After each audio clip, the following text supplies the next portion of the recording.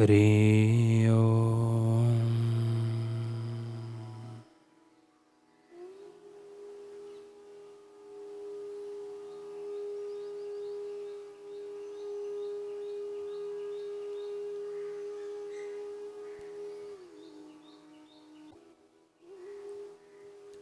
कामिका एकादशी। युधिष्ठिर ने पूछा, हे गोविंद वासुदेव, आपको मेरा नमस्कार है। श्रावण के कृष्ण पक्ष में कौन सी एकादशी होती है? कृपया उसका वर्णन कीजिए। भगवान श्री कृष्ण बोले, राजन सुनो, मैं तुम्हें एक पापनाशक उपाख्यान सुनाता हूँ, जिसे पूर्व काल में ब्रह्मा जी ने नारद जी के पूछने पर कहा था। नारद जी ने प्रश्न किया, हे भगवान,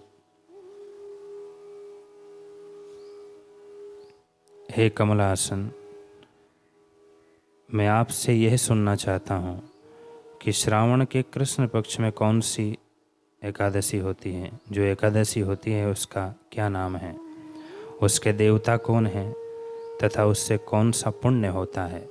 प्रभु, यह सब बताइए। ब्रह्मा जी ने कहा, नारद सुनो, मैं संपूर्ण लोगों के हित की इच्छा से तुम्हारे प्रश्न का उत्तर दे रहा हूँ। श्रावण मास में जो कृष्ण पक्ष की एकादशी होती है उसका नाम कामिका है। उसके स्मरण मात्र से वाजपेय यज्ञ का फल मिलता है। उस दिन श्रीधर, हरि, विष्णु, माधव और मधुसूदन आदि नामों से भगवान का पूजन करना चाहिए। भगवान श्री कृष्ण के पूजन से जो फल मिलता है वह गंगा, काशी, नैमिषारण्य तथा पुष्कर क्षेत्र में भी सुलभ नहीं है। सिंह राशि के बृहस्पति होने पर तथा व्यतिपात और दंड योग में गोदावरी स्नान से जिस फल की प्राप्ति होती है वही फल भगवान श्री कृष्ण के पूजन से भी मिलता है। जो समुद्र और वन सहित समूची पृथ्वी का दान करता है तथा जो कामिका एकादशी का व्रत करता है वे दोनों समान फल के भागी माने गए हैं। जो ब्याई हुई गाय को अनन्य सामग्रियों सहित दान करता है उस मनुष्य को जिस फल की प्राप्ति होती है वही कामिका एकादशी का व्रत करने वाले को मिलता है। जो नरश्रेष्ठ श्रावण मास में भगवान श्रीधर का पूजन करता है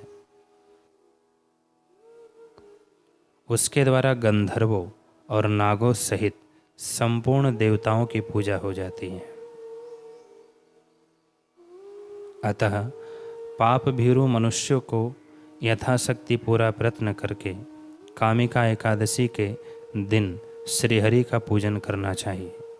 जो पाप रूपी पंख से भरे हुए संसार समुद्र में डूब रहे हैं उनका उद्धार करने के लिए कामिका एकादशी का व्रत सबसे उत्तम है। अध्यात्म विद्यापरायण पुरुषों को जिस फल की प्राप्ति होती है उससे बहुत अधिक फल कामिका एकादशी व्रत का सेवन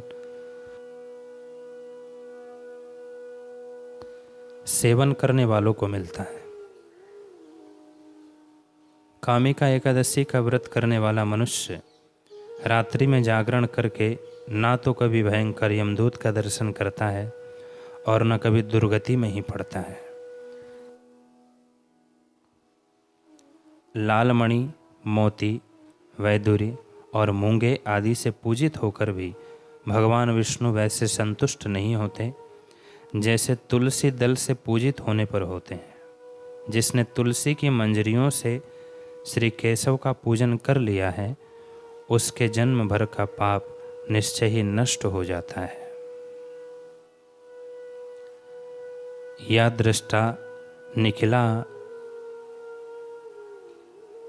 दृष्टा निखिलांग संग समनी स्पृष्टा वपुष्प पावनी रोगाणाम भयवंदित नरसिनी सिक्ता कत्राशिनी प्रत्यासति विधायिनी भगवता कृष्णस्य संरोपिता न्यस्ता तच्चरणे विमुक्ति फलदा तस्य तुलस्य नमः।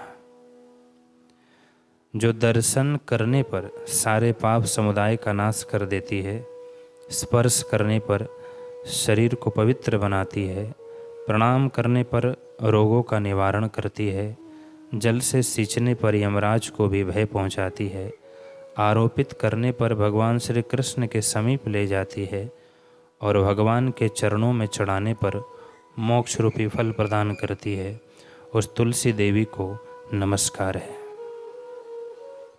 जो मनुष्य एकादशी को दिन रात दीपदान करता है, उसके पुण्य की संख्या चित्रगुप्त भी नहीं जानते।